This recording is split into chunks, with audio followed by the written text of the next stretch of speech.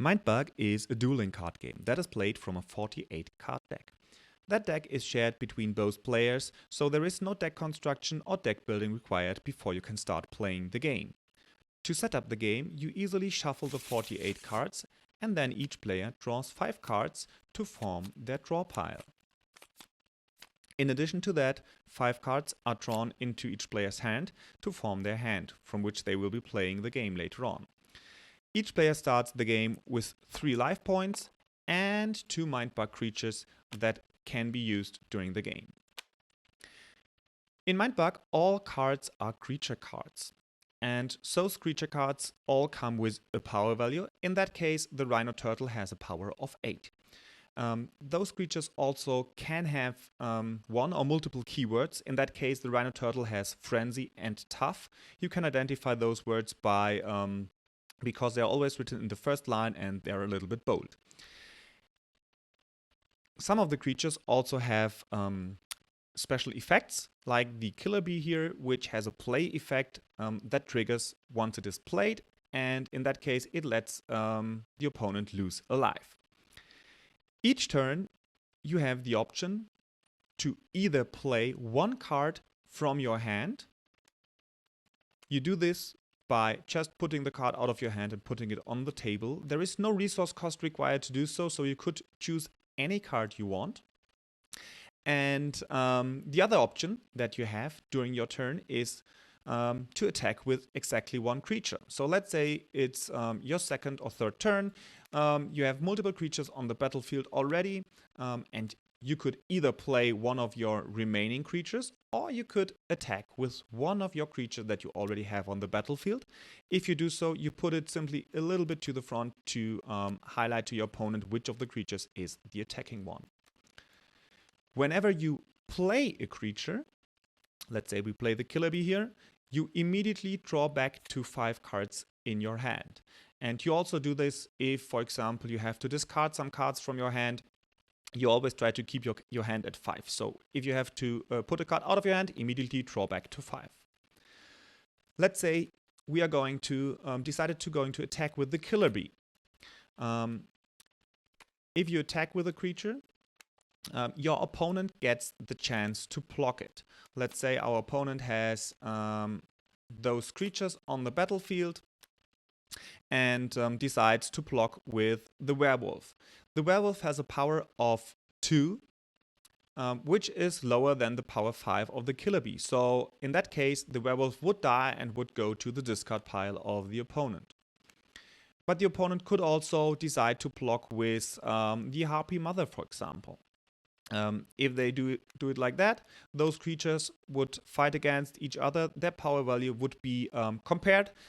They both have 5. In that case, it would mean both creatures would be defeated and go to the discard pile. Let's say the opponent doesn't have any creatures or refuses to block with one of their creatures. That means the Killer Bee goes through and deals damage to the opponent directly. In that case, it would deal 1 damage because it is not blocked, and whenever a creature is not blocked and attacks the opponent, it deals exactly 1 damage. It doesn't depend on its power value or so. An unblocked creature always deals 1 damage, which would mean the opponent would go down to 2. As soon as you reduced the life points of your opponent to 0, you win the game. And that's basically everything you need to know to play Mindbug, except one little rule that might be very important because it's name giving for Mindbug. Each player has 2 Mindbugs at their disposal, and whenever you play a creature, let's say we play the Killer Bee from our hand, the opponent immediately gets the chance to use one of their Mindbugs to mind control the creature. If they do so, they put the Mindbug face down to signal that it has been used, and they get the creature into their play instead of you. In case of the Killer Bee, that would also mean they get the play effect. So you play the Killer Bee, but since the opponent used the Mindbug, you actually lose a life when it enters the battlefield. Whenever a creature you played has been stolen from you, you get another turn. That means you would typically draw back to 5 cards and then get another turn by either playing one of the creatures from your hand or attacking with a creature that is already on the battlefield. So let's say we are now playing the Rhino Turtle, immediately drawing back to 5 cards, and our opponent now gets the chance to decide whether they want to use the Mindbug or not. If they decide not to, we keep the Rhino Turtle and it's the opponent's turn. We have 5 keywords in the base game, namely Poisonous, Tough, Hunter, Frenzy, and Sneaky. Let's go briefly through them. Poisonous means that the creature always defeats the opposing creature when they are in battle. Let's say the Axolotl Healer fights against a 6-power creature. That would mean the Axolotl Healer would be defeated because it has less power. But since it is poisonous, it also defeats the other creature. In that case, both would be defeated. The second keyword is Tough. Tough means basically the creature has 2 life. So when the shield bugs would be defeated, let's say by fighting against a 6-power creature, they would not go to your discard pile immediately. They would be rotated by 90 degrees to show that they have lost 1 of their life points. When they then would be defeated a second time, they would go to the discard pile. But during the time when they are rotated, they can still be used as usual. So you could use them to attack, you could use them to block, and there is no difference. The third keyword is the Hunter keyword.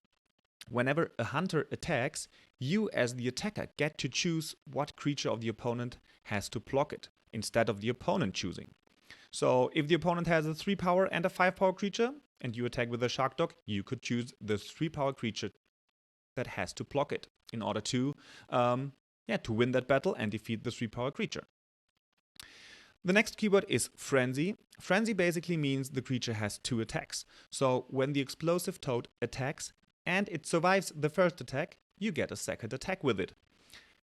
If it loses the battle in the first attack and is defeated, you don't get a second attack.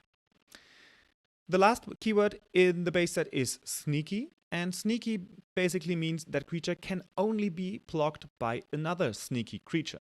So if you attack with it and your opponent does not have a sneaky creature, it is basically unblockable. But itself can block all the other creatures just as normal. In addition to the keywords, we also have different triggers for certain abilities of the creatures. We have the play ability that you can see here on the Axolotl Healer. It immediately triggers when you play that card, but be careful, if your opponent mindbugs the creature, they get the play effect, not you. We have permanent effects, like it is on the shield bugs, so that is just always active. In that case, other allied creatures have +1 power. We have attack triggers that only are activated when this creature attacks, but before the opponent decides if or how to block it. We have a defeated trigger that is activated once that creature goes to your discard pile. And these are the different keywords and triggers that you will see in the game. Of course, there are a lot of different effects that are combined with them, but if you understand these rules, the rest of the cards should be more or less self-explaining.